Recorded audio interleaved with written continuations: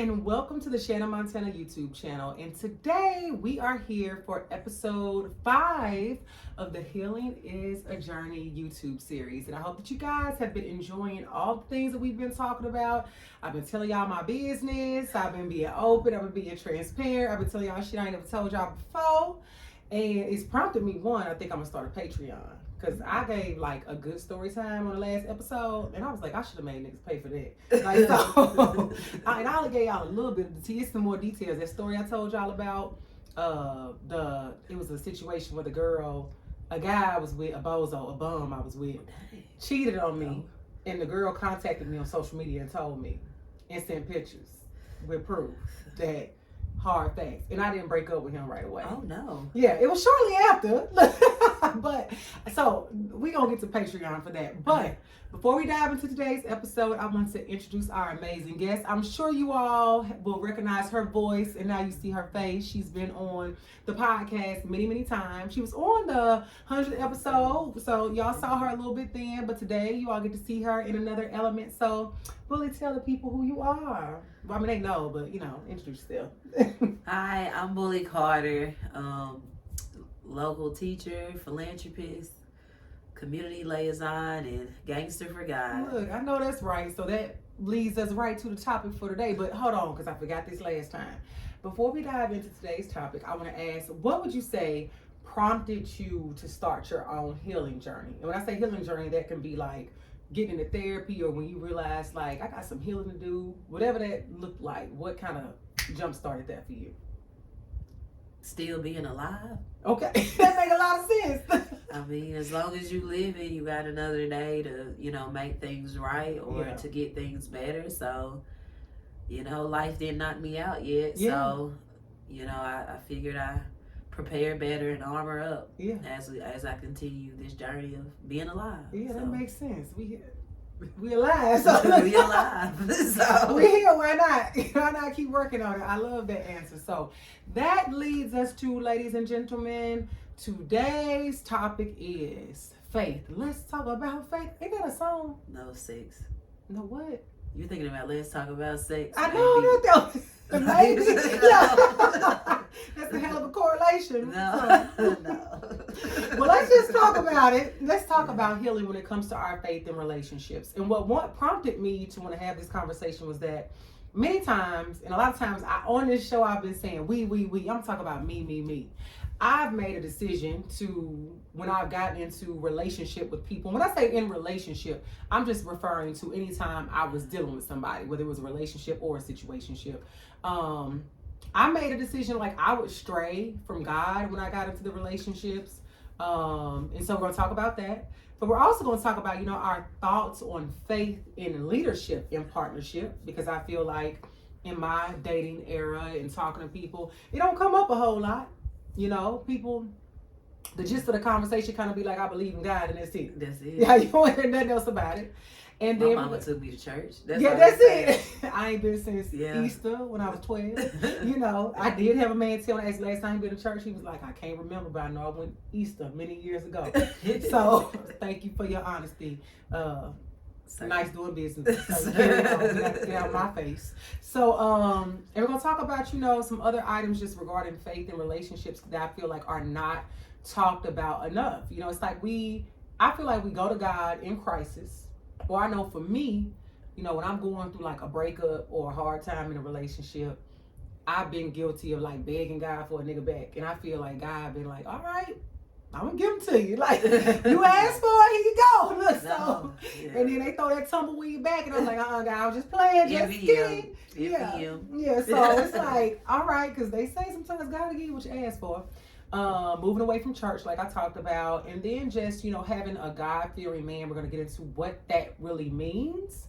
And, leaning on your faith and leaning on God in relationships for understanding. Because I think sometimes in my experience, I've tended to lean on my own understanding. I've leaned on friends, family, him, and I've dealt with men that weren't leaning on nobody. They weren't even leaning on me, friends, family.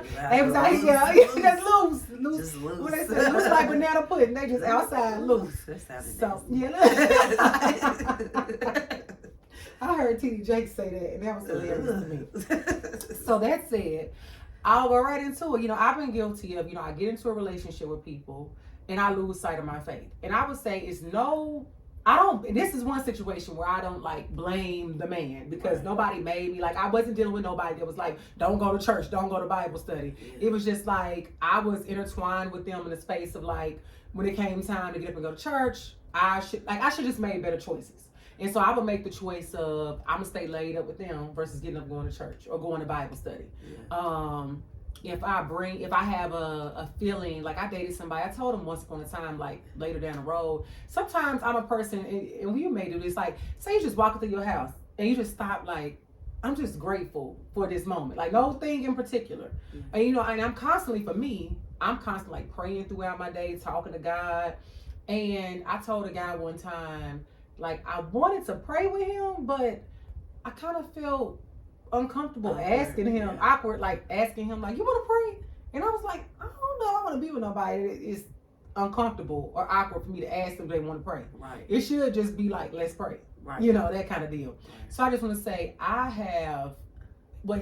this healing journey has taught me is that it is essential that I'm able to, like, stand, as I said on episode 1, 11 toes down on what I believe in when it comes to my faith and being centered in that. And for me, being able to find partnership that aligns with that. So I'm going to ask you, because I know you are a gangster for God, have you experienced, just at any point in your life, like dealing with somebody, and in dealing with them, you kind of moved away from your faith?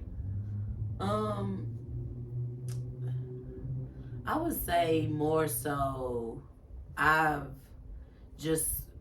had eras of time where I was just out of faith. Okay. And that is where I sin the most. Okay. And so it really wasn't, like, obviously I was always involved with God because God never left me. Maybe I left God. Right. But when I was in those situations, like, I didn't come with God. Okay. Like, I came fleshy by myself. Yeah. With fleshy intentions. Mm-hmm. And I was away from God, like very almost intentionally away. Like, maybe I was embarrassed. I don't know what it was. Or maybe I didn't care about life or the future or anything. Maybe I just didn't care. And so I was just, wild because I was young, just out there just doing anything like that. And so that kind of made it more difficult once I got back to the discipline, which it took physical discipline. It took physical, like working out, eating, fasting, also physically, like discipline, like reading the Bible every day. I read the Bible every day now. Things like that, and like actually tangible disciplinary goals. Yeah. And then when I got back into trying to date or whatever from there, it was more of a priority, but I still, once sex gets involved, even if both people are with God, even if you bring God in it, because it's like, I made it clear, I was like, I need somebody that's about God. Okay. I need it. So obviously I knew to pray for it. Right. And so the moment I got to that situation, that person was religious. Right. Debatable if they're godly. Debatable if they were godly, but they were religious. Okay. Nonetheless. And so I immediately thought, well, this is what God gave me. This is exactly what I was supposed to do. Yeah. I prayed for it. So now I got it. This person, not afraid to pray, not afraid to talk about God. Yeah. And so my submissive energy automatically went for that person. Okay. And because I submitted to that person without making sure that they were submitted to God first, I still got, we didn't never stop praying. We never stopped talking about God, but like the sex, like the lust, like the priority change. Yeah. And I got enveloped in that situation. And so it actually kind of brought me closer to God in a very unnecessarily. Did you have to move away from the person, or were you still close to the person when you got closer to God? It was both, but it was like when I was still close to the person, it was more of a traumatic pull towards God. And then once I got out of it, it was more like a clearer path, like a more, unsaturated path towards God.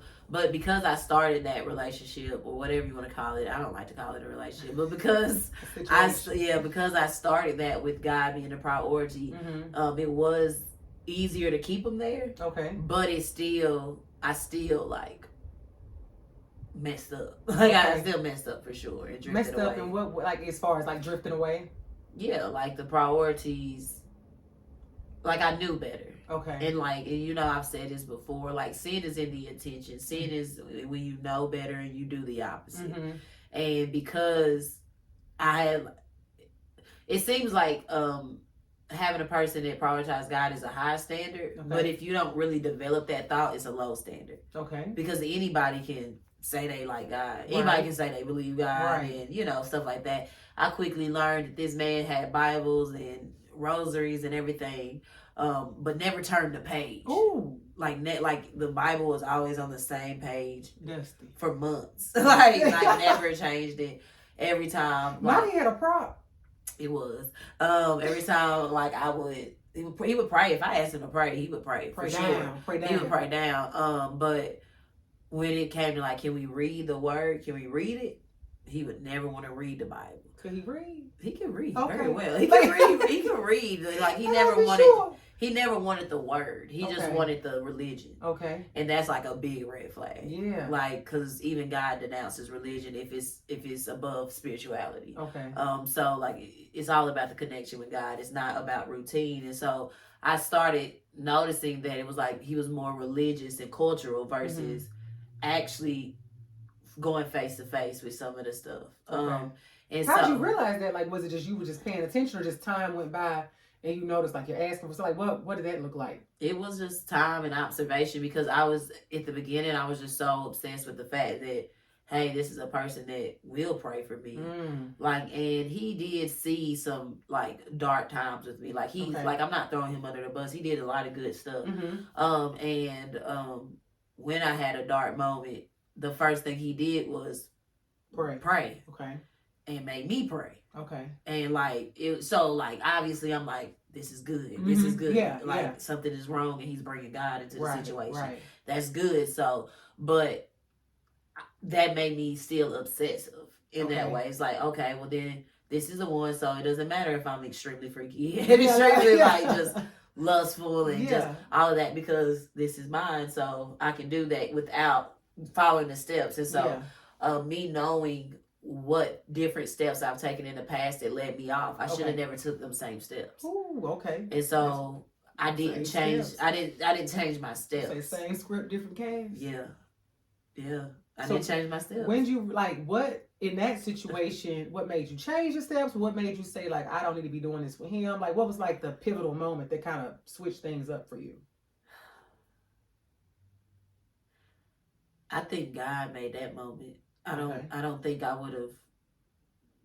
I think I would have stayed. Really? I think I would have stayed. What was the moment? Can you share? Like, what did God do?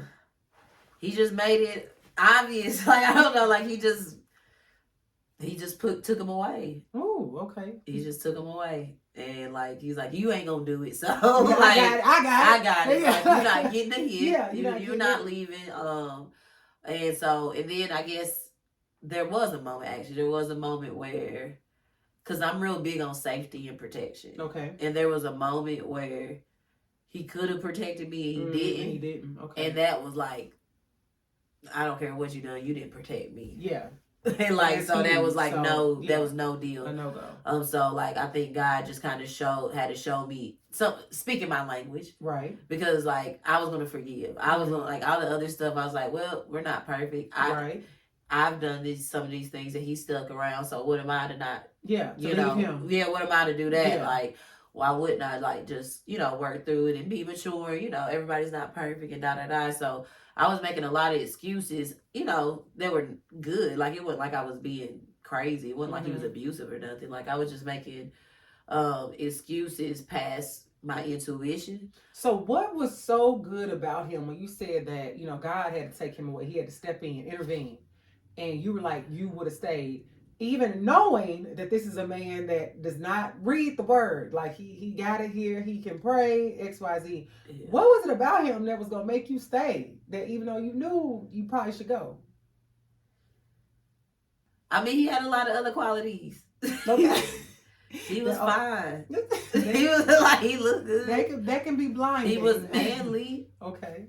You know, for the most part, until that one situation, I felt very safe and protected. Mm-hmm. I felt like he could be somebody who could offer stability, like. So you feel like the pros outweigh the cons. Yeah, essentially. Okay. Like, yeah, because I figured like he at least knew enough that he could get to that journey. Okay. Like I couldn't save him. That's not our responsibility. Only God save people. People don't save people. So I felt like, you know, he had the right ingredients. Okay. That he would eventually come around. Get there.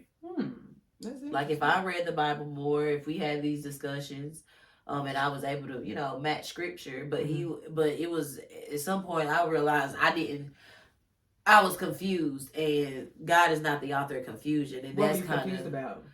Like if he was really God's, or if he was like the devil's. Like I actually was confused. Okay. After a while, like because I'm like the devil knows scripture too. Right. The devil is an angel, so like he knows probably more than most Christians actually. Right. Like that's his brother or father, whatever. Like you know, the devil knows a lot. So I was like, whose side are you on? Right. Like I actually don't know. What side, like, are you know, like, you could just be super religious. And, you know, religious people ain't necessarily godly people. Yeah. They're just religious. And so that confusion made it clear to me that, like, this is not God sending him for me. Like, he made me send him a little bit, like, just to learn a lesson and, like, just to get a better, a read to know things better in the future. Like, you know, you always want to have different examples so you can see stuff from a mile away. So I'm like, God sent him a little bit. But, like, he probably wasn't supposed to be here this long. Maybe I messed it up from, you know, being lustful. It's possible. I don't know. Maybe I messed it up. Maybe I put it in him. I don't know who the villain was. Yeah. But the point that I felt confusion, and I was like, oh, well, this is not God. Yeah. Because when it's clear, it's God. It's clear. Yeah. When it's clear, it's clear. When it's confusion, then you know that's not it. So why do you think, I mean, you said that, you know, he had a lot of winning traits that had you stay around, you know, and God had to take him away. But why do you think people, if you think about it, do you think that's why a lot of people do it? Like if they get with somebody and realize that they aren't spiritually in the place that they want them to be, do you think they stick around because it just may be other things that are enticing? People have their priorities and they decide based off of their priorities. Because I mean, some people think they can change people. I never thought I could change them. That's an epidemic out here. People think they can change people. Yeah, so a lot of people think they can change people. A lot of people don't actually care about that. Like that ain't their main priority. Should it be? Do you think spirituality should be more important to people than it is right now? And we're gonna get into this a little bit more in a second, but do you think it should be a higher priority? For me, it works, so yes. Okay. If you want my advice, then yes. Yeah, that's yes. They want your advice. Yeah. Yeah, I mean, the only thing that really is real is spirituality and souls. Like, you know what I'm saying? Like, we came in by God, we're gonna leave by God. That's the only thing that's for sure. And so it would behoove everybody to, you know, involve the person that has the most power. Not person for lack of a better word, but to involve the entity that has the most power. That makes sense. Because there's just, you know, our wrestle is not with the devil. Our wrestle is with powers and principalities. Yeah. And so, you know, ain't too much that can fight that. Yeah. And so, like, it's just better. It's about alliances. It's better to align with the more powerful thing. I agree. I definitely agree with that. So I would say when it comes to dating, so we're looking at that, how do you feel like people should approach, if you had to give your advice, we pretend like you are a relationship connoisseur. You are in some sense. So, how do you feel like people should approach like faith and bringing God up, you know, bringing spirituality up? Like, is that like a first date question? You know, how deep do you go when you start hanging out or meeting somebody, you show up on some, are you ready for Jehovah's Return energy, or what? I wouldn't say that, but it's either a part of you or it's not. Okay. Like, it's just like if you. So say if it is. So I would say for most people, if I'm looking at my demographic of women that say they are Christians, say they believe in God, they go to church, they are, because everybody will say I want a God-fearing man, and we know saying and doing is another thing. So say we're talking about that caliber of women. Yeah. How do they even approach a man and bring it up outside of like, do you believe in God? Do you go to church? Like, what could that conversation look like? I really feel like it's just really about you. Is that a part of your personality? Okay. For me, God is a part of my personality. Okay. And so, like, explain that. We said part of your personality. Like, there is no me without God. Okay. Like, any room I walk in, God walks in. God walk in with me. Okay. Like, got you. Female, male. Okay. Like, this. Like, it's with everybody. Like, any person that want to be my friend, any gender, anything, even my students know about it. Like, everybody, like, my bosses, like, I make it clear, like, that's a part of my personality. Right. Like, so it's not hard for me to find out how you're going to react. Okay. Because that's just who I am. It's just like my humor. People think I'm funny. Okay.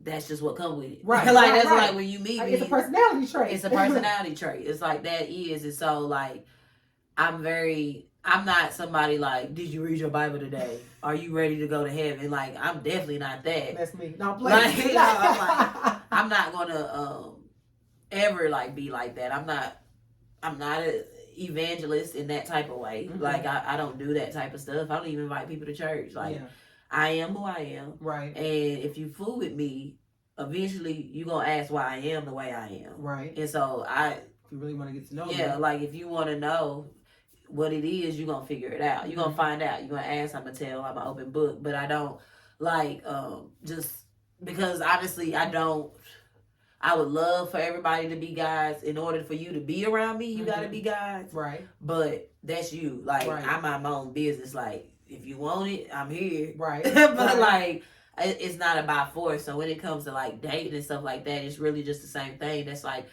anybody who knows me, it don't matter what's going on. We could be drunk. Yeah. We could be doing all kinds of illegal things. Like, we could be doing all things. Yes, we're going to be right to God. We're going to still talk about God. Right. We're going to still bring it up. And, no separation. There is no separation. I don't care what it is, like, good or bad. Like, that's just who I am now. Like, I don't go nowhere without God with me. Like, wherever I am, God is. And so I can tell very quickly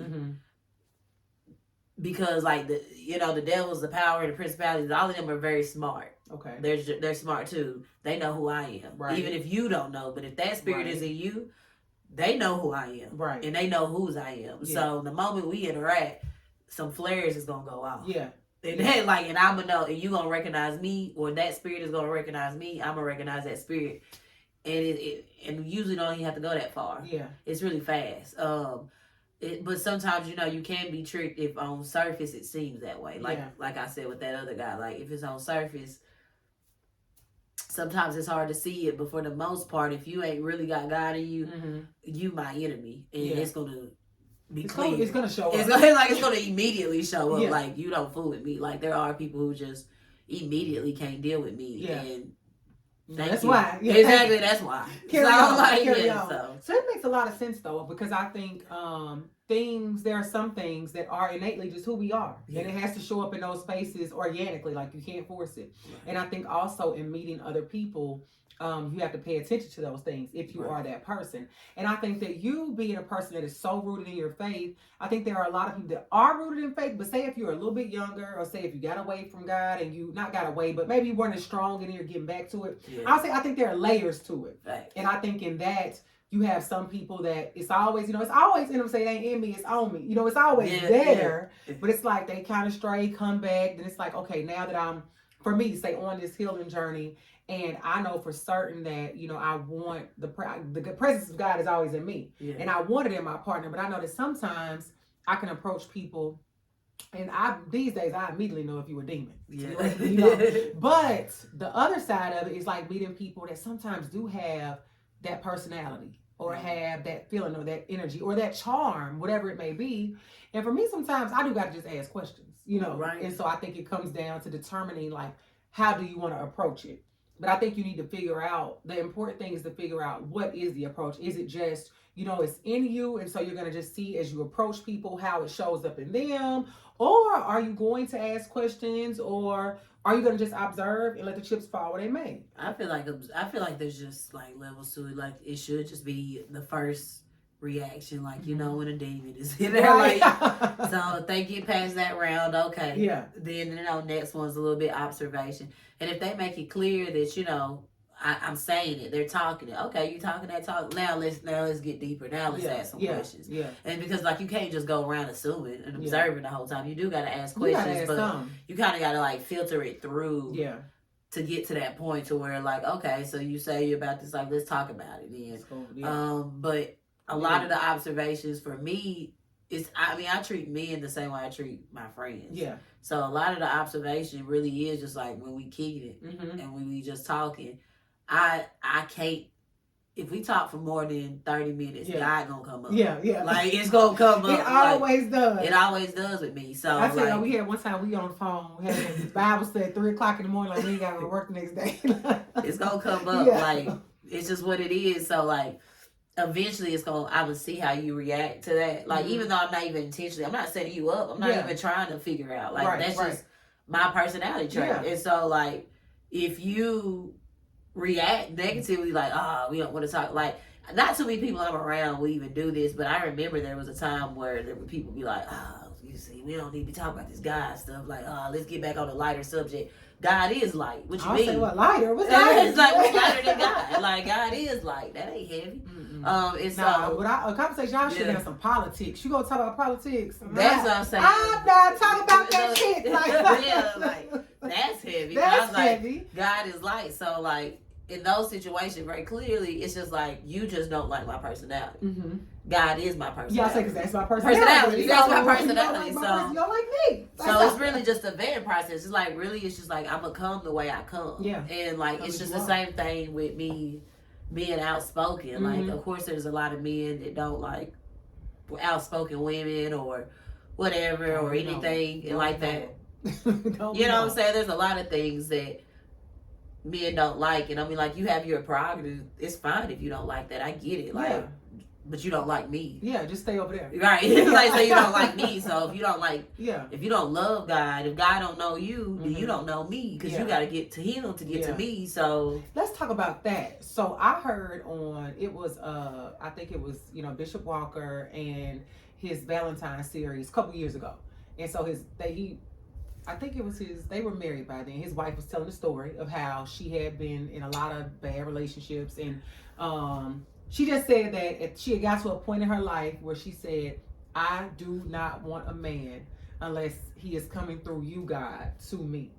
And so what do you think? Like, do you feel like enough, these days people want to throw around a Sierra prayer. And I feel like put your own name on it, make it your own. Yeah. But do you feel like enough people, kind of go to God in that way? Or is that not even important to some folks? Like, that kind of bewilders me when I think about it. Like, I want a man at this point that, you got to go through God to get to me, and Jesse Williams, if that's you, that's my crush in this episode. From Grey's Anatomy. Oh, the blue eyes. Yeah. So. My crush is Burna Boy. I don't know what Burna Boy look like. Oh, Burna Boy. This other guy named Foggy Raw. Oh, you can keep going. They both African. That's my problem. And and another person, he just be cooking on Instagram. I don't got an Instagram no more. But his name is like, you know his name? His name is like Danielson Williams. He may be my cousin. I don't know. What? Let's hope not. I don't know. But he's cute. Anyway. So if you gotta send Jesse Williams through you to me, but getting back to the focus, do you feel like enough? I'll just say women like go to God on that energy. I feel like it would be insincere for me to say that you got to get to that point. Okay. Like it's almost like when people are in like abusive relationships and you got to be beaten enough. Like, you got to be fed up enough for you to say I'm done. Like, you gotta be fed up. Yeah. So right. Like, I feel like that's not something that's realistically somebody can just start off with. You can't just start off with. You wanted something, because I feel like when I was listening to that series, I was going through hell in a pseudo relationship, and I was out here like grasping for straws. I'm listening to every podcast, YouTube, sermon, because I had lost my way, and I'm trying to get back to it. And I definitely was at a point of like, I hadn't given up on love. I still wanted it. But I'm like, something gotta give. Yeah. So it's very fair. Like, that's so accurate. I don't feel like, at the tender age of 23, I'm out here like, you gotta come through God. Like, no. You gotta go through some things. Yeah. And you gotta, I think it's healthy though to go through things, because polarity is what teaches us lessons. Oh, yeah. If you don't know what one thing is, then you really don't know why you want to be on this other side. Right, exactly. And so, like, if you really don't know what hell is, you really not going to appreciate heaven. Not at all. And it's like, all of that stuff. If you don't know what hurt is, you're not going to understand what love is either. Yeah. You have to know the polar of things. Yeah. And so I don't believe most people are like that, but I feel like it's fair. Yeah, that most people are not like that, because you got to have a lot of mess ups and to have what's wrong for you, because God is not going to give you stuff that you're not able to handle. Okay. And most people take that as pain. Okay. Like, he's not going to give you more than you can handle. People interpret that as he's not going to give you more pain than you can handle. Yeah, but it's not always It's not always pain. It's also about happiness and abundance. Like, if you cannot manage that abundance, if you cannot manage that, if you're going to be frivolous, if you can't, like they say, like, if you can't manage $100, what you going to do with $10,000? Oh, why I'm going to give you $1 million? Like, why you going to hit the Powerball? Why? If you can't manage it, if you can't handle it, then I'm also not going to give you that either. So, like, that makes so much sense. And I think that I was having this thought today in the gym, because I knew I was recording. And it was two things. The first one was like, going through, I think, that was definitely an inspiration for me to start this platform. Just all the things that I had gone through in relationships. And even when I started it, I've still gone through things, because it started in 2019. It's 22, going on 2023. Of course, I'm still figuring it out. But my inspiration came from like the hurt and pain I had gone through, and understanding that if I could help like even one person to, in my mind, like not go through it. But my thing, then I realized, like you said, experiences for me are great teachers. Yeah. So it's like, my thing was, even if you are going to go through it, like learn something from it and use maybe these tools, tips, and techniques to like navigate it better than I did. Even if you're going to go through the experience of that hurt that's going to happen, because sometimes you got to feel that pain. This is how maybe you can recover from that breakup faster than I did. Right. This is how you can deal with fear a little bit better than I did. You're going to still have it, but it won't maybe hurt as fast. I was on a scale of 10. You may get a 7 if you listen to what I'm saying. It won't knock you out like it did me. And then the other side of it, to your point, I thought about like, because I was having this fantasy of like me and Jesse Williams getting married. I'm not afraid to admit that that crossed my mind. And I didn't you like the light-skinned, blue-eyed people. I used to have this big crush on him when he first came on Grey's, and it was like my little secret. Like, I feel like a lot of people weren't talking about him. And then he decided to, about who? 50 Cent. 50 Cent is so... He might guilty pleasure. Yeah, like... He might guilty pleasure. I don't know what it is. It's just like he make power moves. He definitely has that sex appeal. I'm just saying, it's something about him. I wouldn't date this crazy ass. They be like, this might not age well. 50, I would date you. So, but he was my little secret. And then he decided to take his ass on the BET Awards and give this powerful speech, and everybody like discovered him. And I was like, that's how I felt about Burna Boy. Like, so now y'all like Burna Boy. Now y'all like him. Like, y'all ain't been said nothing about him. Like, y'all wasn't with me in the gym, but I was like at all. Yeah, so that's how I feel about him. He then after that, everybody kind of liked him, but he still got his appeal to me. So he's one of the people on the list this week. I think like last week I was talking a lot about who was my Klay Thompson. That's still my boo. And so just now it's Jesse. You don't be somebody else next week. You just gotta bring into fruition all these people. Yeah, I ain't gonna leave Burna Boy alone. And so Klay Thompson always my baby. Burna Boy. So I was like, I had this thought, but I was just thinking about going through life and the experiences that I've had. And of course, like, I've never been married. I've been in relationships. I'm 38. You know, by society standards, when I get married, I'll be considered a late bride. And so my thought was like, even though I have not gotten married up until this point, I am honestly 1,000% okay with that, because I feel like in the relationships that I've had, out of all the trash I had, say if I had the ones that were decent enough that the possibility of marriage could have been there. Yeah. Or even, let me go back, because this was the actual thought. I thought about some of the ones that I dealt with, if they would have asked me to marry them, being the person I was then and just wanting to go along and get along, probably would have said yeah. Probably would have been in a marriage and probably would have stayed in it longer than I needed to, because didn't want to fail, didn't want to look bad. I got a ring. I got, all these fucked up notions that I would have had in my early 20s, even earlier 30s. And so I look at it like I had to go through those things to get to where I am now with the experiences, because eventually I would have left. So anybody I would have married in my 20s, they wouldn't have made it to 38.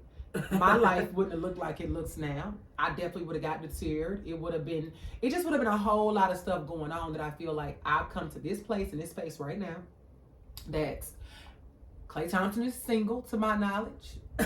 Jesse is single to my knowledge. So this is what the Lord want me to be. But in all seriousness, I just feel like that experience and those teachers that I'm where I'm supposed to be. And I think you do have to go through things in order to appreciate the sunshine. And another part of that is, and I think we're going to talk about this on another episode, a lot of times we get in these situations and we say that we've learned, we've healed, we've grown. I got my faith, I believe in God, until somebody comes along to test it out.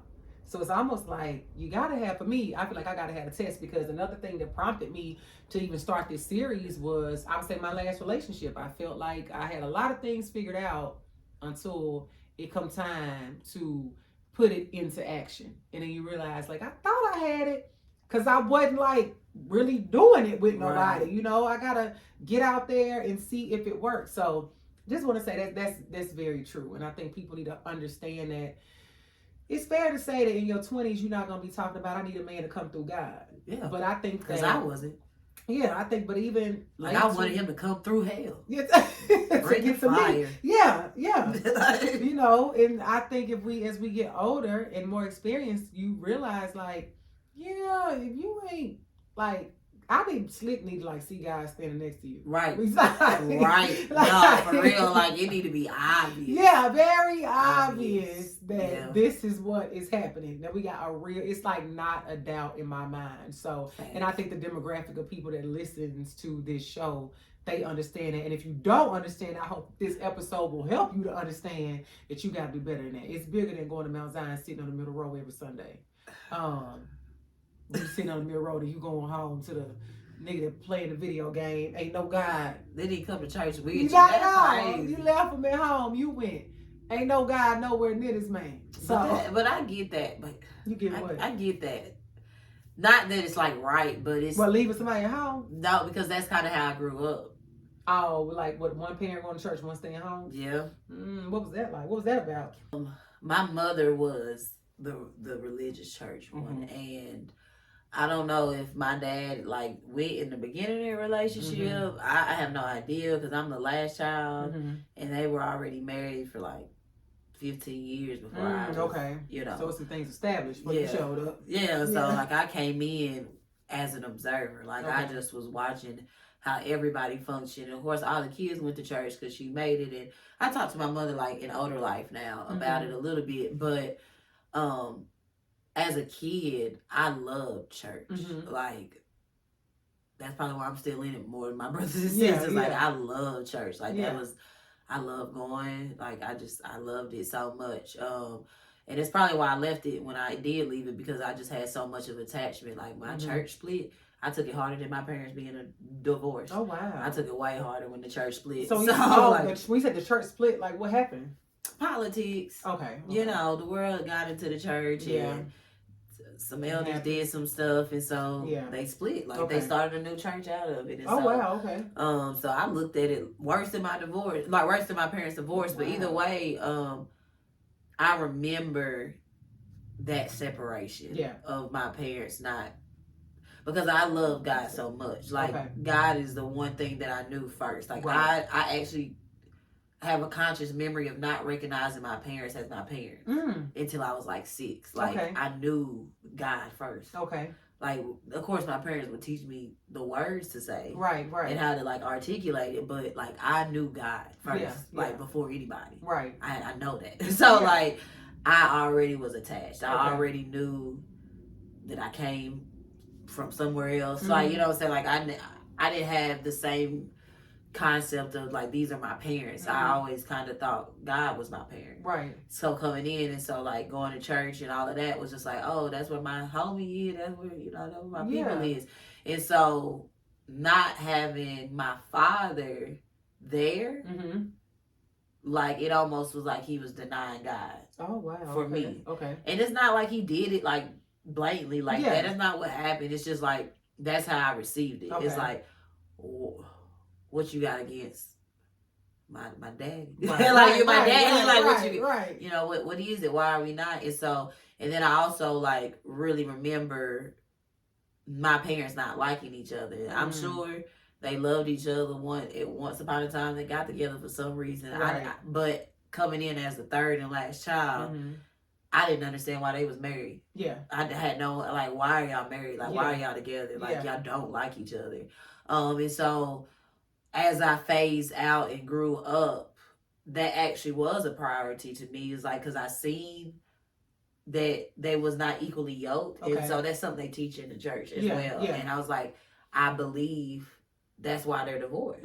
Like deep down, like they're not equally yoked. They didn't start off equally yoked. Okay. Whatever that means. And so I know that I've always carried that sentiment throughout life, because I remember like my best friend, she's Muslim, and she was dating a Christian at one time, and I really don't care what the religion is, but they were together.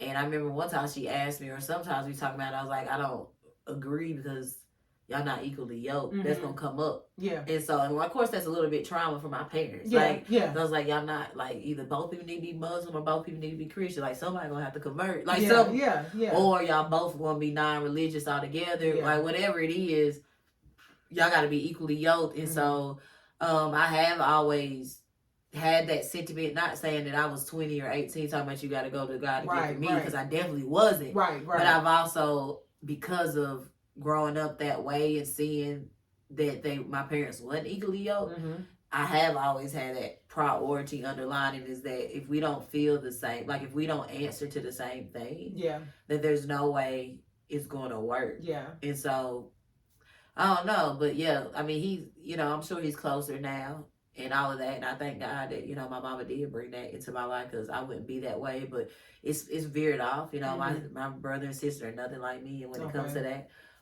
they're probably more like my daddy. And I'm probably more like my mama in that aspect. I prioritize it. I'm the one that still goes to church and all of that stuff. That doesn't make me better or anything. It just makes it like, it had a bigger impact on me. Yeah. Even with church trauma. Happens. Yeah. Even it happens. And so, even with the church trauma and all of that stuff. But I think to some extent it had nothing to do with me. Like, because I am God's and God has chose me. Like I said, like I came into this world knowing I came from somewhere else. Yeah. And so I've never even heard anybody say that. Yeah, I came in like that. Like I knew, like that's probably why I had so much of a struggle through life, is because I've always felt like homesick, and I've always felt like this is temporary and this is not my home. And so like I came in like that. I came in thinking like that, and feeling like that. So I've always had this attachment to God. So when I say it's my personality trait, like it's my person, like it's my personality trait. Like you better believe it. Even when I've left, even when I've left the church, and I don't disagree with that, because sometimes church is too political. Like it's just a gym. Like you don't need church to be with God. Like I'm not. People say that. You know, you hear people talk about like, I don't need church to be connected to God, XYZ. How do you feel about that? If someone doesn't, I mean, I feel like when people just say it like that, they hiding something. Okay. Like it's like church is a gym. Okay. Like if you can do all the workouts and do all the discipline without it, then cool. Yeah. You don't need it. But if you need that fellowship or support of everybody, of other people, surrounding yourself with people that got the like-minded goal, like if you need that network, like that's what it's for. It's for that network. It's not for you to put the church above God. Right. Because if you really read the Bible, like Jesus didn't go to church. Yeah. Jesus was flipping tables when he went to church. Like, you know, Jesus didn't go to church, but Yeah. Jesus was in this field. Like, Yeah. it was him. He was the church. Yeah. And so he was on that all the time. Like, so if you have the discipline to become the church, like within you, then okay, you don't need it, especially, but even that, you're not gonna be afraid of. You still gonna go. Yeah. Like you just you just gonna know not to make the church your God. Yeah. And only make God your God. But like those people who just say it, usually there's some type of religious trauma involved. Something happened in the church that, you know, rightfully I understand why they went away, but you still need your network somehow, some way. Like, because it's not about the building. Okay. Because there's plenty of, you know, when Caesar was the king, like, you couldn't worship, you couldn't be in the synagogue. Yeah, when COVID came, we couldn't. Yeah, so I'm saying, like, there's plenty of situations where, like, you couldn't be in that building. Yeah. You still had to go. You still had to read. And a lot of people do get closer to God when they leave the church. Yeah. I'm one of those people that every time I left, I got closer. I got more discipline because I knew I didn't have the handicap of the church. Like, the crutch of, I'm just going, like, I'm reading the Bible because I'm around them. Like, I had to read the Bible on my own. I'm going to do it regardless. And so I feel like you got to work. You got to work for what you love, period. Yeah. Person, God, period. And so I think church is definitely if you find a good church, that's just a good support system, especially if you fall off, you have a community to help you back on that's like with the same like-minded goals, and you'll find people that are similar, going through the same thing, and you can at least know that they got the same priorities. Right. But at the same time, if you're in the wrong place, the devil go to church too. So, you know what I'm saying? Like, so it ain't about church, it's about God, but be weary of people who just ex-church off all together. Yeah, like, I just can't deal with it at all. You know where else the devil go is social media. And I'm bring this up. So I want to talk about, I see, you know, present day social media, even though you're not on it right now, but you know, you've been on it long enough before to know. You see a lot of people online doing toxic things. You know, you see people, a lot of relationship issues, arguments, fights. People put, you know, what my niece Akila once said, you know, it's some things we just shouldn't see. Like, I'm not supposed to see everything. And it's crazy. Facebook in 2009. Look, when you get on stuff, it's like, I'm not supposed to see this, but information overload. So you have people that have all these issues that some could possibly be resolved, some maybe not so much. But you see people look to friends and family. You see people that look to podcasts. You see people look to YouTube. You see people look to all these things. But I rarely ever, like this conversation we're having, I don't feel like I've ever heard this conversation online in the social media world. I'm sure it's out there because you got preachers and stuff on social media. You know, it's there. But I just mean in the context of like even relationships and things at a very normal, say podcast level. Where we can say nigga in the same. Yeah, exactly. Yeah. Curse. So I can say God and curse at the same time. You know, you really don't see it in that environment. But I want to say overall, you know, you just see a lot of turmoil on social media. Absolutely. And I never really see anything related to it about like faith in the midst of issues or God in the midst of issues. Do you think that possibly it's a lack of faith and connection to God as to why people have all these issues and can't seem to find a resolution? Because it seems like it's like this never-ending cycle. You see a lot of the same shit online over and over. Absolutely. People look towards temporary things. Temporary things die and they fade away. And so, you know, if you're latching on to something that can die, you're going to die along with it. Absolutely. And so, that's the temporary like, you attach to temporary things. And I mean, that's definitely why I left social media, because it's just like, I mean, I got to the point, my first step was curating it, like to where I'm only seeing certain things that I actually want, done that. You know, that I actually want to see, and following things that, you know, make sense. I unfollow like a lot. Like, I was like a lot, like, but at one point it was just like, I'm gonna follow everybody, so I might as well just get off here. I just delete it and get it off, because what you put into your heart, what you put into your mind is what comes out of it.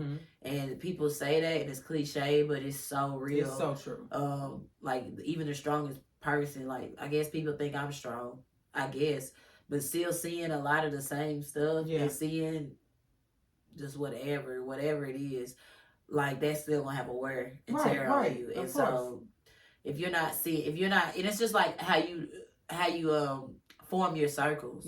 It's the same thing with how you form what goes into your mind, what books you read, what things you do. It's like, you got to surround yourself with either things that are like-minded or things that are where you want to be. Right. And so even with more than church, more than God, like I made a conscious decision, like when I decided, because I used to didn't want to get married. I used to was just like young me was like, yeah.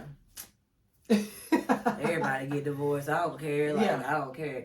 But now I'm at a point where like I accept the idea that maybe I am supposed to be married. Like maybe that guy has that for me. And so like in the past 2 years, I consciously made sure that I was not talking to people about that were not married. Okay. They were not in successful relationships, like about marriage. Right. And so, because I was like, well, if I'm only talking to people like me that's single, we all gonna be like, fuck 'em. Yeah. Like we all gonna be like the same kind of energy. Yeah, we don't have that same energy. Yeah. I can't be moved because I'm surrounding myself with people who are in the same space as me. Absolutely. And they're not moving and they don't have the answers either. Right.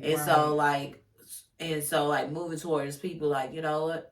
Let me start talking more to my married friends and people like both male and female, like to curate. And my energy has changed a lot. I have changed a lot after that. But the same thing goes with like God. Let me surround myself with people who are not afraid of God, who fear God but not afraid of God. Let me surround people with that. Even if they're not that strong in their faith, they like that about me. Yeah. You know what I'm saying? Because I even had to drop some friends off of that. They like, it took me years to figure out they ain't really fool with God. I didn't know. I really just didn't know. Was it like, did they do a good job hiding it? Or was it just you haven't been paying attention to them? I think I just met them so young. Okay, that makes sense. That like we was all young, so like I was like, so I didn't know. Somebody young, it's kind of like they on autopilot, kind of on autopilot until you kind of dig into it a little bit deeper and you realize like, yeah, we on 2 different wavelengths. Like you don't really fool with God. You ain't bringing them up.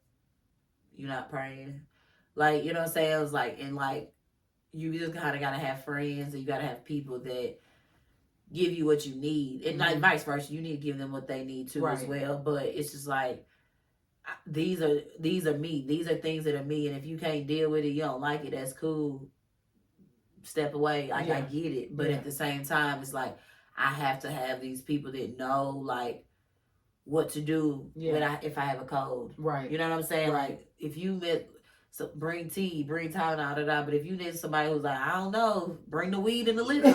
That is not what I need. That's not what I need right now. That's not what I need right now. And I had a friend or two where like that was their solution for everything. I bring some weed. And I like weed. But it's like I need God. Like I don't need weed right now. In this moment. I need God. Like that's who I need. I need prayers. I need you, like I need more. I can't pray for myself. I need you to do it. Yeah, like I need the that. Prayer warriors. I need all of that. And so like, and you know, I do have friends that are that, and that's what they are. And they're not my social party friends. And then I have those that are that. But one side is clearly getting way bigger than the other side. Yeah. And those other ones that they've ran their course. Yeah. And so it's really just about like curating your life. Like you curate that feed. You just kind of got to curate your life to like center it. Yeah, and what it should look like. So what do you think about the notion as far as when people say, you know, what does it mean?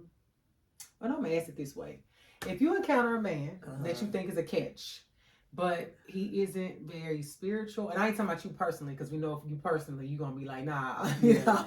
But say he is very spiritual, he believes in God. But he doesn't really, you know, speak of him as somebody he looks to for guidance. You know, what do you do with that man? If you think that, because, you know, we get so hung up on the potential. Is that person somebody we need to just be like, away with him?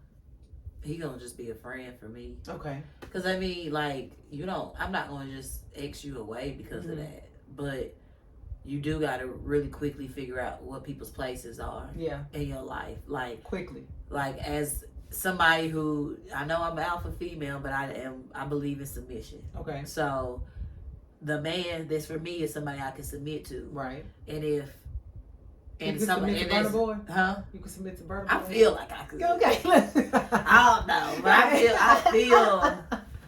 I feel like I would, spirit. You know, in my spirit I feel like he loved God, but God don't have to tell me. But I believe, you know, that the man should be the leader, and I believe in submission. So but I already have submitted to God. Yeah. So the only way I'm going to cipher off my submission is if you're already ciphered up to who I'm submitted to, because that means I'm still going on the right path. It's like I'm still going the where right I was. direction. Yeah, like we're going to the same direction. So that's the only way you're going to be for me. Yeah. But if that's not what you're doing, that doesn't mean I just write you off as a person. That just means you can't be my leader. Yeah. You can't be my man, but you can be my friend. Because maybe that is, like, maybe I am the one that has to, water your seed. Yeah. That don't mean I'm the one that gets to see the seed grow. And I think that more women have to tap into that, because if they encounter someone like that, it does, like you said, it doesn't mean we can't be friends or anything, but we can't. I think we struggle with sometimes feeling like we can save people or change people, or I love to call us transformers. We could transform into whatever this man needs to, or what'll happen. Sometimes people, and I haven't been guilty of it in this case, but in other cases, I'm gonna dim my light. I'm gonna lower my spirituality, my spiritual vibration to match his. It's like that's one area you don't need to be minimizing it at all. Yeah, and I mean I understand why women do that. I guess because what? We don't want to be masculine. I feel like being a leader in any aspect, even if it's in God, leader is associated with masculinity, right? And I think us who really want to be girls, we just want to be girls. Yeah. If we see that there's a weak spot in a man, we would more likely dim it so that they could be lifted up. Because we don't want to go find the dark spot and I'm gonna stand in front of it as the leader. You just get behind me. Yeah. No, that's not conducive to a healthy relationship. Yeah, and I think that's just what we do. We try to make a man be a man. Oh, and sometimes we think making a man be a man is by dimming our light. But we should not. It's have stupid, to dim our light. but we do it. It's dumb. stupid. You just gotta find an alpha to your alpha. That's like a whole epiphany of how we try to dim our light if a man is lacking in an area, so they can be the man. I don't know why this couple popped in my head. God rest her soul, Whitney. I love Whitney. No nippy slander on this channel. Yeah. But just thinking about it was times when she talked about in different interviews that because Bobby was a star at some point, but she was the bigger star, right? And how she used to have to dim who she was for him. And that's just in certain areas. I said, did she? She said at certain times in her career. I don't know how often or exactly when, but she did point out it was times where she just felt like she needed to just be Mrs. Brown and not Whitney Houston. And I could definitely see that happening. I'm not saying I could see the moment it happened, but I could see it happening with her being Whitney Houston, where Bobby Brown could have been at the peak of his career, and she could walk in the room with people and they would still introduce him as, oh, that's Whitney Houston's husband. Right. So of course if somebody do that shit, she ain't got no control over them saying that. Now she gonna feel like, well, let me say the king of R&B, now I gotta overcompensate because y'all made my man feel bad and all I did was show up. But I mean, you just gotta pick somebody better than you because you don't see them problems with Beyonce and Jay-Z. Ooh, let's talk about it, but we not on this channel because y'all ain't gonna get my goddamn comments. I mean, that's what I'm saying. Beyonce don't dim her light. Say this. I always say that if and when they go their separate ways, because I do think eventually they will. And I'm not gonna get into that either. Don't ask me. So I don't think they will. I think she might pull a Miss Tina 25 years later, like her mama. Once Tina she let kids get grown as hell. Like we didn't know her and Matthew was not really together. Like Tina, you could have been there, but she happy now. She is. She did. When I say I'll be a late bride, but I'll be happy being a late bride. Tina said I'm gonna get a new one, but I'll be happy with it. She look happy to me. But you're right. I always just say that with Beyonce and Jay. I'm like, if they go their separate ways, I'm like, who she gonna be with? She ain't gonna be with nobody else. That's why I don't think they gonna leave. That's what they do. It'll be many years. It'll be so many years down the road that it wouldn't be a big deal. It'll be a whole new generation looking. Yeah. They won't even look at Beyonce the same. It'll be, probably kids or something, by the time it happened. But you're right. It's like I've realized that before, and I think on every episode I've talked about, especially on the Freedom one, about how I got in so many situations, my fault, and I made a choice to dim my light, but sometimes I minimize myself because the man literally asked me to, you are doing too much, or you are too, whatever the light that was shining bright on me. I have gotten asked in relationships to, can you please shut down this area? I don't like that you do this. Yeah. And it was things that I should not have shut down. I wasn't breaking no laws or nothing bad, but I feel like, and I used to say, I dislike saying this, but I don't have no problem with saying it now. You will run into situations with men that are jealous of you and they have insecurities. Yeah. And I ran into that in relationships I was dealing with, and I was asked to dim my light. And I think that when it comes back to the point of with spirituality, you just can't be dimming your light in that area. Right. Like, that's like saying, like, I love God, but quietly, I'm going to love God a little bit. No! Make it make sense. They don't make it. It won't. No, you can't. No. I mean, because, like, at the end of the day, you got to just think about loyalty. Who been there?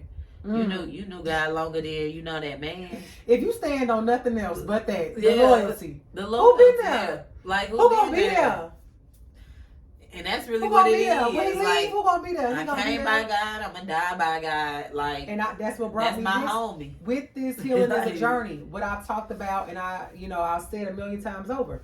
I have been in situations where I prayed and asked. Say I asked for the man in the beginning. There's no toxicity attached. I get this man, he toxic as hell. Yeah. The relationship not working out because I dated a man that wanted to break up with me once every 3 months. It was like clockwork.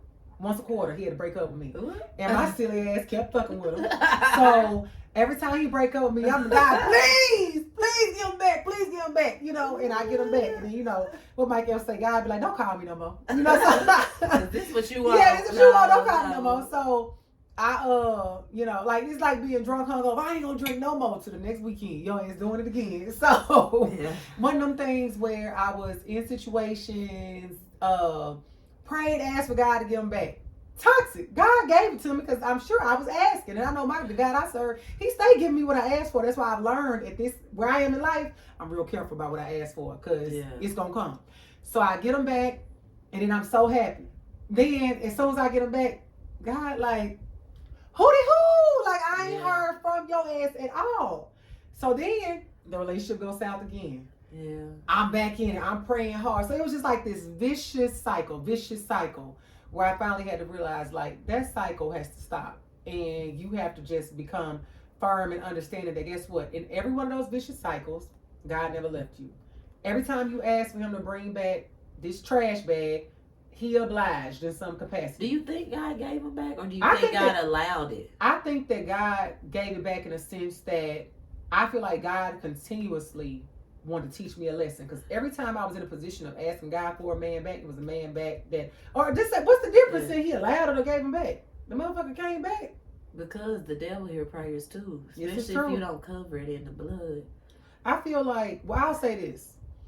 It could have, I'd rather lean towards the devil did that than God did. Right. But I know that in the God that I serve and him listening and answering prayers, I think that's why I initially said that. Yeah.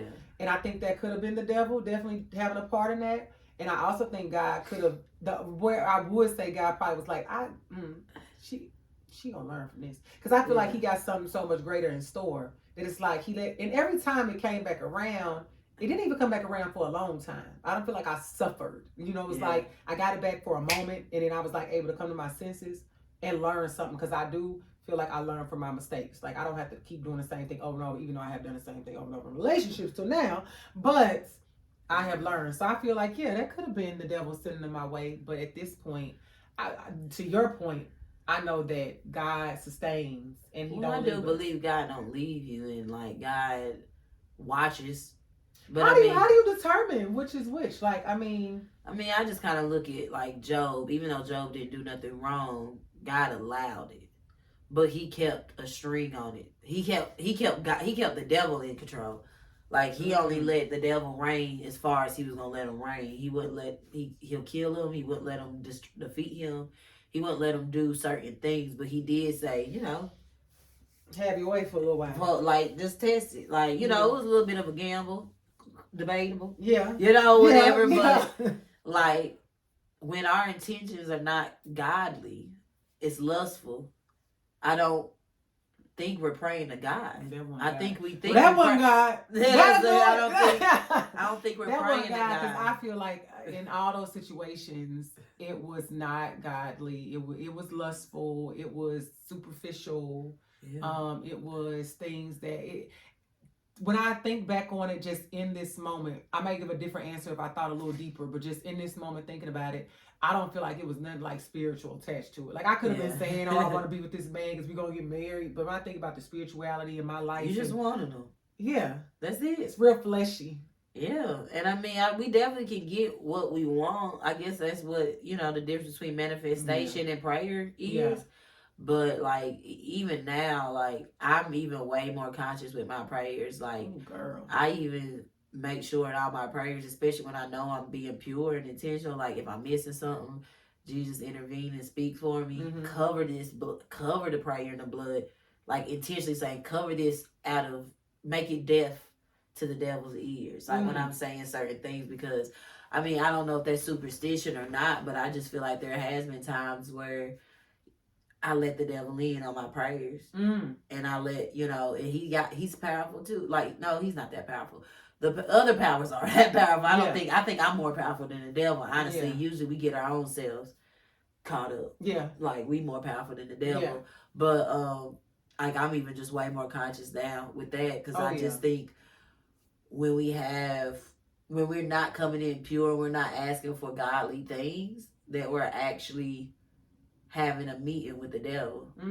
And God is there, but he's there because he cares about his investment, not really because we have him there. Ooh, that is a word. Y'all gotta listen to that. As far as if we are not asking for pure and godly things, we're asking for fleshy things, we're asking for surface level things, we're just asking for things. We're asking for things because we see other people got them and we think we want them. I think that's a meeting with the devil. You're really praying to him, not really God there. Just because you his investment, and God gonna always look out, but I don't think he's there. Like I don't think he's over there just taking your Santa Claus request. Like they just like, all right, he's just there. And I was like, yeah, and like, but I also just believe in God's will will be done. So if God's will is that you gonna be back with him and you gonna be good, you gonna be straight, then he's not gonna let it go too far. For sure, this is true. But he's gonna make it reroute for a lesson. He's gonna get it back to what his will is, regardless. You ain't got no choice. Like if you the one he chose, you gonna get it. Like y'all saying, like it's gonna come full circle. It's gonna come. You gonna go kicking and screaming, dragging your feet, but you gonna go. Like if that's God's will. But I feel like he allows us to get what we want, but he's not the one financing that. I don't think he's the one financing it, because God doesn't tempt. The devil. God doesn't tempt. Yeah. He don't. The devil tempts. God don't tempt. So if we bringing something back in our life that's gonna make us sin and make us pull away further away from God, like why would God sin that? This is true. They don't, like, what I'm saying? Like why another revelation. Yeah, why would he do that? Why would he send this man or this woman that is bringing no beauty, joy, and it's taking me away from him? It's pulling me further away. I'm going deeper and deeper away. I'm going lower and lower. My light is getting dimmer and dimmer. And there are other gods, like there are other deities, is what I'm saying. Not saying I believe in, or not saying I pray to them. But even God mentions gods in the Bible. You know what I'm saying? Like you can submit to other things and other witchcraft power, whatever power, principle. You can submit to other stuff. Like and lust is a spirit, sin is a spirit. Deceit, lying, all of that, that's a spirit. That's it. And when that spirit is in you, that ain't God. That's different spirits that have, if you're not conscious of it, they have more power over you. And so, like, I just don't, and I just don't believe God does that. I don't think he gives us things that we just want. I think we praying to somebody else and we don't know it, but we've already submitted to other things. We've already, let certain things come in our lives and stuff like that. So, and I'm guilty of it too. Like, I've definitely prayed for things that, like, ain't got nothing to do with God. And like I think so. If anybody said they haven't, they lying. Right. And I think, I'm talking to God, but deep down I be knowing when I'm praying. I'm like, you are not listening to this. like you are not dealing with me. I have never said a prayer and been like, God don't listen. They're not listening to me. This is not aligned with anything. I'm just being desperate, or I'm just wanting whatever I want, and I could manipulate a lot of things to get what I want. He gives us control. Like I can do, if I want to sin, I can sin. Yeah, of course. If I want to do whatever I want to do, like I can do it. Yeah. But it's not God. Yeah.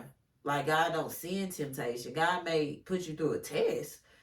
He may put you through a storm so you can lean on it and have faith, but I just don't think he delivering that stuff that is going to pull you away from him. I don't think we praying to God. And that's what we got to pay attention to. I don't think we're praying to God either, but I think also to be mindful of what we are asking for, I would say, working on, relationships with others and relationships with ourselves. If things are not lining up with what we know God has for us and wants for us, we got to be able to tap into that. Right. So what would you say you would pay attention to the most when it comes to spirituality or choosing a partner? What are red flags that you look out for? Well, definitely not reading the word. Okay. Because why are you afraid? Yeah. Liars.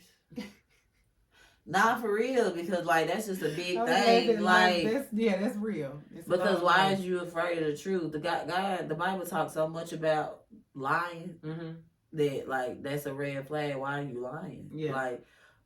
Why are you afraid of it? Any type of extreme fear of anything spiritual. So truth is something spiritual because it's not tangible. Okay. You know what I'm saying? Anything like that. So if you got an extreme fear of non-tangible things, that's a red flag to me. Why are you afraid of the truth? Why are you afraid of reading the word? Why are you afraid of this? Yeah.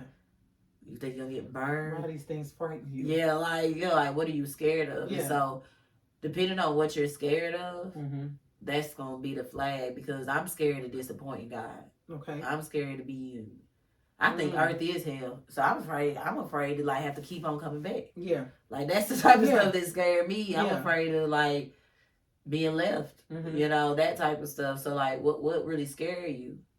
And if it's stuff that's worldly stuff, you afraid of something that's temporary. And so that means you temporary. Therefore, you a red flag for me. So, for me. Y'all heard it here first. What's glaring green flags? What make you be like, ding, ding, ding, ding, ding? I couldn't even tell you because I ain't never found nobody. No! For me, though. God himself, right. For me, I don't know. I look for, you're not going to get anywhere with me if I don't feel safe. Right, of course. So, I can't just, like I said, I ain't never found nobody, so there may be somebody that made me feel safe that's still not mine, so that's, debatable. But, right. You got to remind me of God. And that's how I know if he's there. Cause how they remind you of God? Just safety. Okay. If I feel safe, because God made me feel safe. Right. Stable. Okay, yeah.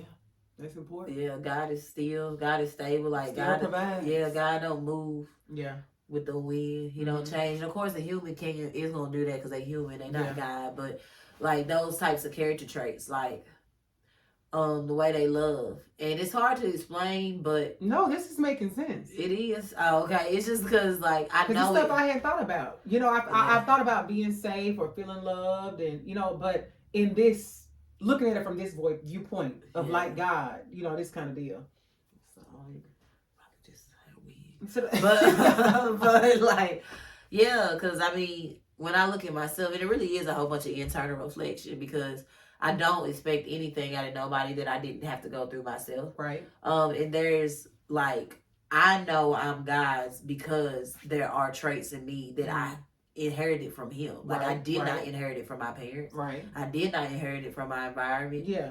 There is no other source. God. I know I'm His because whatever birthmark, whatever. I know I'm black because my skin. Yeah. I know I'm God's because of my heart. Yeah. I know that. It's. I have flaws. I obviously have a lot of problems, obviously, but there are some things about me that came directly from God. Right. And that's just what it is. I got that from Him.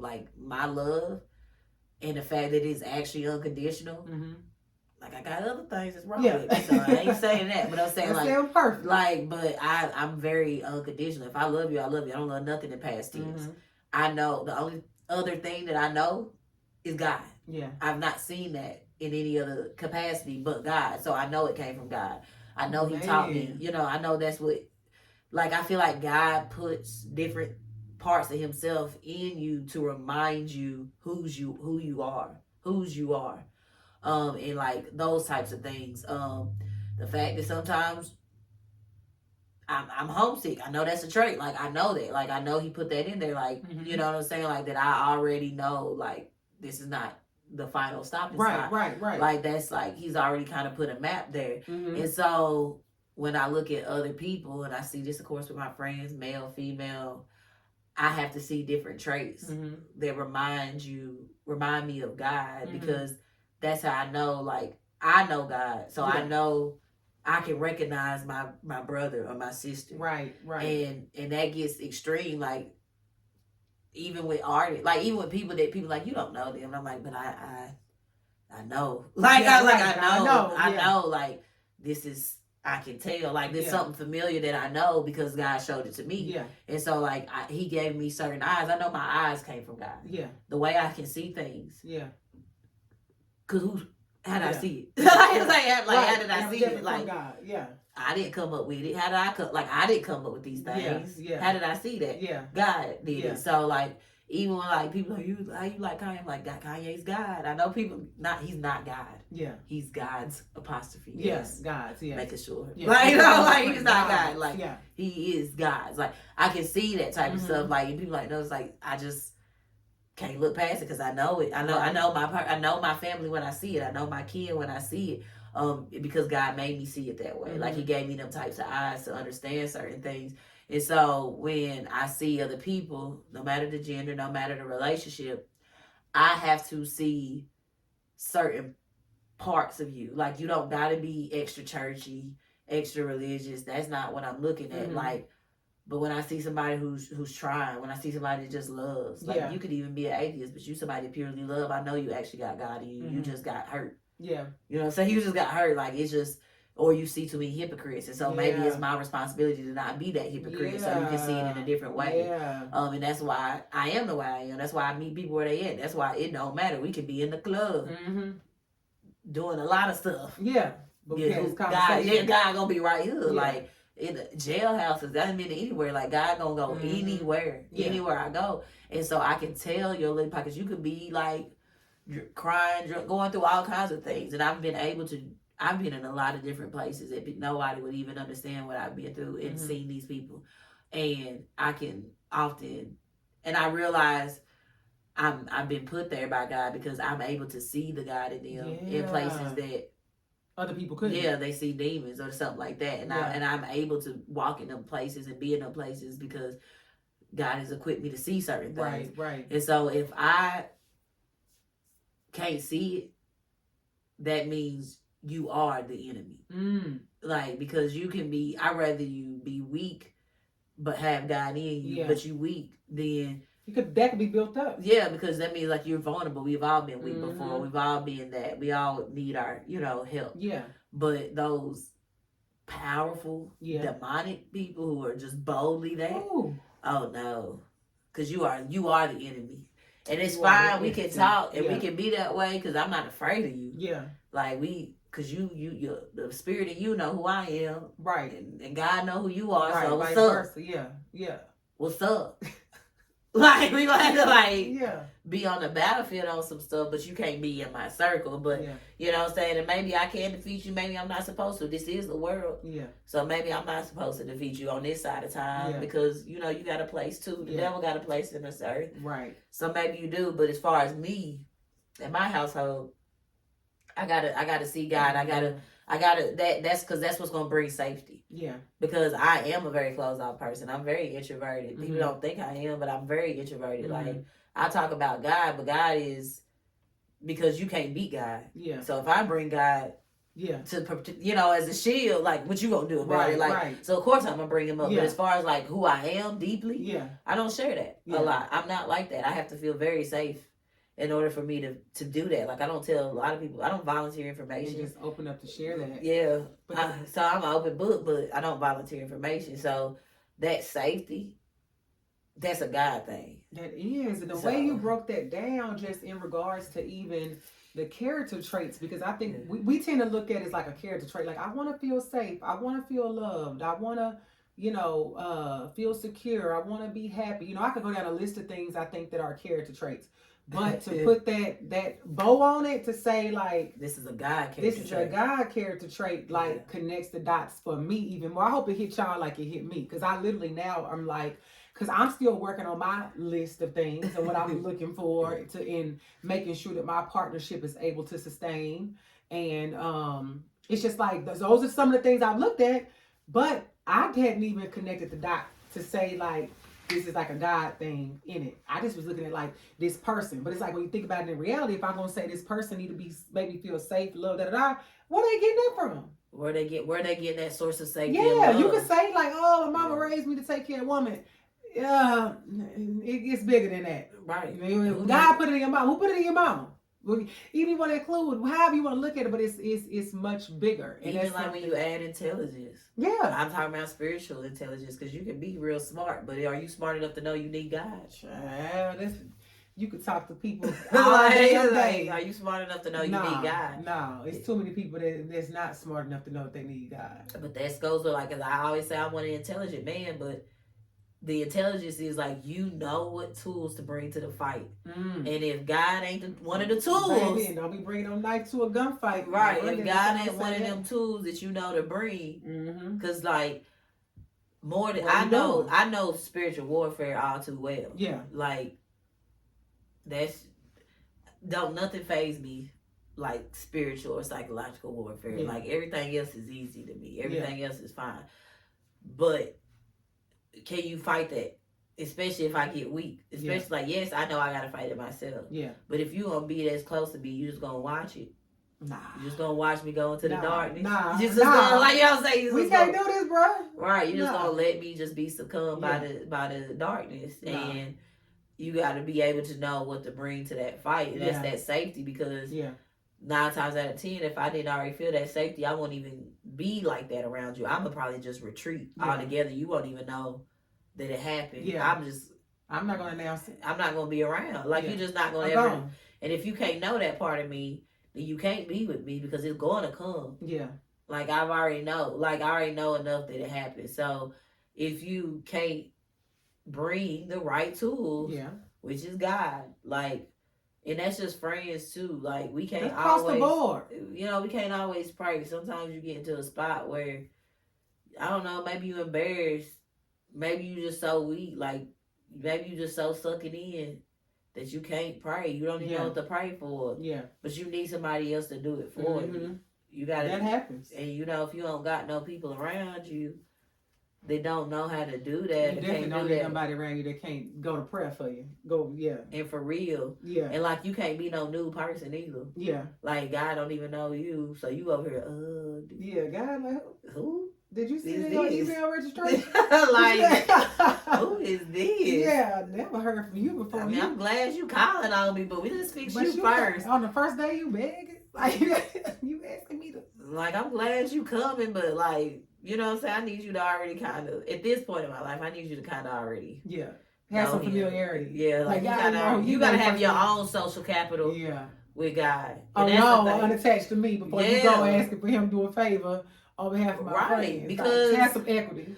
For real. Because like I've even seen myself, I noticed myself doing this like for like a lot of people, my parents, anybody, like where I'm so much more, like humbly speaking, have gotten so much credit within God. That's a bad way to say it, but I'm just trying to get like that. I know I'm favored. Yeah, I know like I'm favored. Like you got more credibility. They got more store credit with God. Like that's what I'm saying. Like I know like I can mess up, and I know like that I'm not perfect, but I'm saying like we are already past a certain stage. Me and God are at a certain stage where I've already tried to leave, and I'm just gonna be on the downside. Like I've already been through all that. Yeah, I know what side I'm on.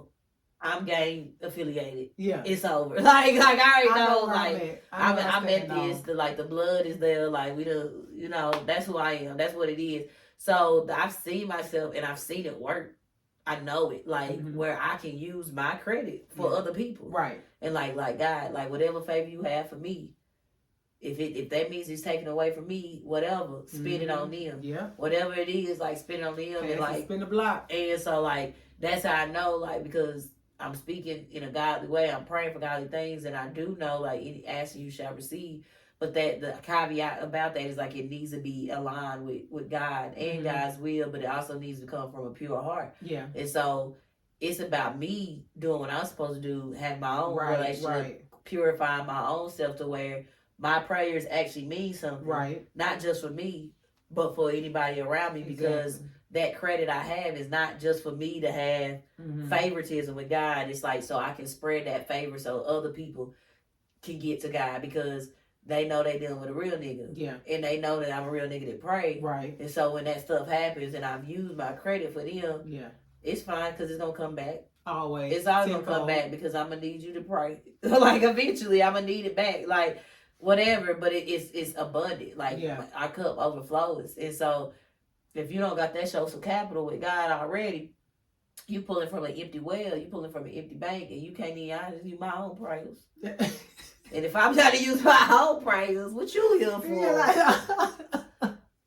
We gotta be able to lean on each other. Yeah. Definitely. So I hope y'all was picking up what has been put down for damn show. So what, if you had to say out of everything, because there's so many takeaways, what is something, a message you would like want the viewers to like definitely walk away with? Like, if y'all don't get nothing else, I need y'all to get this. Build your spiritual and social capital yourself first. And that's going to show you everything else. Y'all heard it here first. The spiritual and social capital. You said spiritual and social, right? With God. With yes, God, with of course. God. And I think like what you mentioned about staying true to your faith and finding somebody who matches that energy and aligns with it, so you don't have to dim your light. Because you said two things. The one about how if we want a man to operate in his masculine energy, that is why, and I don't think I ever connected that dot. That's why we tend to dim the light, because we don't want to step in front of it and say, oh, well, I'll take the lead. That's not what we want. So you want to get with somebody who's able to show up like God with those traits that we talked about and work on that specific list. You know, that good heart, that kindness, those feeling safe, the being stable, all the stuff that we tend to just say, oh, these are things I came up with. Well, I feel like God probably put them on your heart. That's what it came from. Because we see it from him first. Exactly. Like, who taught you? Who taught you that? You've seen it, you felt it, and you want it in partnership. You got to understand it's bigger than my mama taught me to be a nice man. No, what did God teach this person? What did God teach you? And if you ain't learned nothing from God, then what we doing? Can't be here. Nobody. Not on my watch. Not on my watch. So give yourself a round of applause. This has been a wonderful conversation. I feel like with me being on a healing journey and want to talk about this, I learned more tonight than I came in with. I mean, I always learn something, but I really learned how to apply some new things. So I might get a man out of this. Look, I know who Burna Boy might be. How old is he? He's just 30. Okay. I mean, I'm gonna look that man up. I don't know. He's so we manifesting over here, so they gonna watch. It's one of them three. Well, no, Burna Boy got more money, so I'm gonna pick him first. Okay, so who's Burna Boy? Foggy Raw. Okay, the people don't know him, but he gonna come out of nowhere. The people gonna know him as This Makes It Round. The people don't know him. He underground, but don't say I didn't tell you. Same thing about Burna Boy. I knew him before everybody knew him, so y'all be following our way. And then who's the third? That Danielson Williams. He just be cooking and he be playing records. He's probably the most realistic. I could probably really get him. Why do you think the other ones ain't? I'm gonna look him up while we. Because I don't know extra famous person. I can get him, but I would be like Savannah. I struggle with our chef James Danielson. He has an interesting first name. Danielson Williams. He on Instagram. I know. I'm looking him up before we close out. Is that him? Girl, he got a cartoon character up there. Let's see. Well, that's his business card. I see. Yeah. He ain't showing his face. You gotta look at the video. Is that him? Yeah. He like a little nerd. I like nerds. Squares. Yeah. I like little squarish. But he can cook well. He listen to good records. And he do have the records on here. I love it. He doing all kinds of stuff. I'm a pure. Yeah, you get him because right now, he doing it all at the crib. We gonna look up this time next year. He gonna be on damn on what's the Chop Network, whatever one of them shows. He don't know that I love him, and that's the problem with all of them. You gotta message him. Tell him you love him online. First of all, I don't even got no Instagram. Just log in for that. He ain't gonna see it. You gotta follow each other for people to see messages. No, it'd be in a separate folder because he's not looking at it. He will eventually. He might look right when I ain't gonna be desperate. God gonna have to put him on my doorstep. You know what? We gonna come. We gonna have to. And on that note, I'm signing off. Yours truly. I'll be right back with the after show. Peace.